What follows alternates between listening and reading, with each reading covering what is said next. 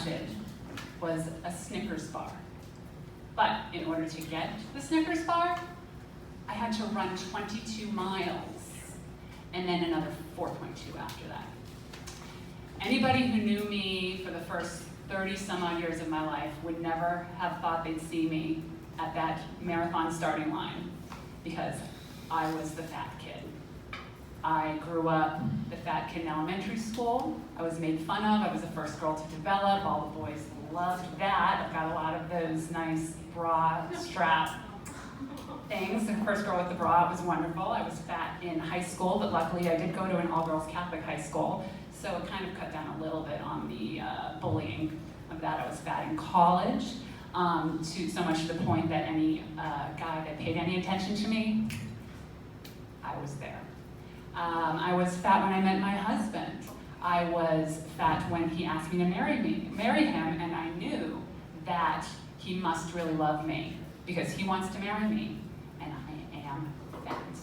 I was fat at my wedding, where I hate all my pictures. I hate the dress I had to wear because it wasn't this slinky little dress. It was this big poofy thing that I was fit, and I could walk down the aisle and not feel totally horrible.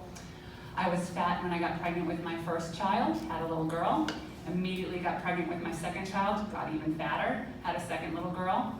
And there I was with two daughters, 14 months apart, and I looked at them and I said, you know what? I don't want them to live the same life I've lived. I want to be a role model to them. I want to be a healthy mom. I want them to look up to somebody who lives a healthy lifestyle. So I totally did a 180 and changed everything about the way I was living. I started eating better, I started exercising, joined the gym, and started researching online the best foods to eat, the best way to exercise, and lo and behold found out the quickest and easiest way to burn calories was to run. So I started running, and I hated it. As most everybody seems to hated it. Every time I would go out, it was painful, it was horrible, I could not wait for it to be over. But I kept doing it, and I got better, and the weight came off, which made me want to do it more, and I got a little faster, I was able to run a little longer, and so finally I had some friends who convinced me to sign up for a 5K. So I was like, all right, I could do that, I could run a 5K, 3 miles, this is kind of what I've been running now. So I ran a 5K, and I thought, well, that was great. I don't have to run any further. And then my friend said, hey, let's sign up for a 10K.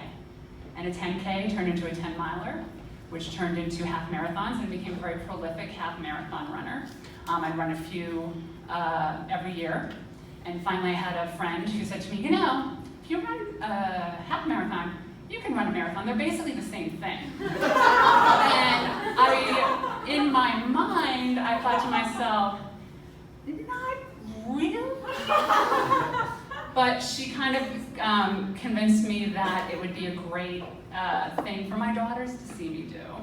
And she was right.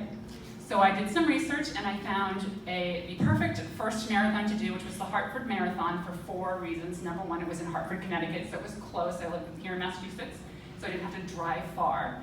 2, it was large enough that I did not have to worry about being dead last coming in, but also small enough so for a first marathon it wouldn't be overwhelming. 3, it was pretty pancake flat. There were no big hills or anything, so I didn't have to worry about that. And number 4, at mile 22, they had a candy stand where if you made it to mile 22, they had Snickers and peanut butter cups and flat soda, and I was there. This was it. So on a bright, sunny, crisp fall morning in September, I lined up with all the other 5,000 crazy people, and I was off, and I was running my first marathon, and it was fantastic for the first 10 miles. Then I realized this is a little harder than a half marathon, but I kept going. I stopped to walk when I had to stop to walk. I'd pick up and run again when I caught my breath and felt I was ready to run again. I hit the 20-mile mark. Now when you're training for a marathon, you print out your little training plan, and the longest run you do is 20 miles before you do your marathon.